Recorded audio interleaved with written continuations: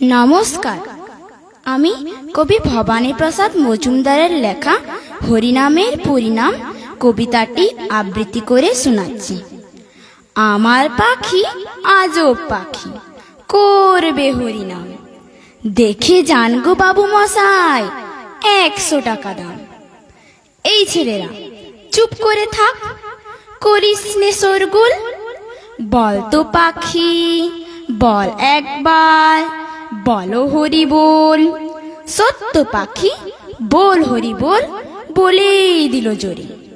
বংশী বাবু 100 টাকায় নিলেন খাঁচা ধরে। বাড়ি ফিরেই সব্বাইকে জড়ো করলেন ডেকে। জনা 50 লোকের মাঝে বললেন জোরে হেঁকে, এই যে পাখি দেখছো সবাই, মথুরা এর ধাম।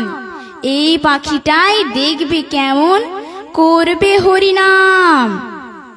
এই ছেলেরা চুপ করে থাক, করিস না শোরগোল, বল তো পাখি বল একবার, বলো হরি বল।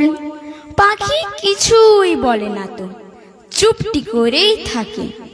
বংশী বাবু রেগে মেগে বলেন তখন তাকে, এত করে সাচ্ছি তোকে, বাড়ল কি তোর দর? দোহাই পাখি বল হরি বল, নইলে খাবি চর। বললে পাখি, চুপ করে থাক, এখন আমি শুই, বল হরি বল বলবো পরে, মরবি যখন তুই। নমস্কার।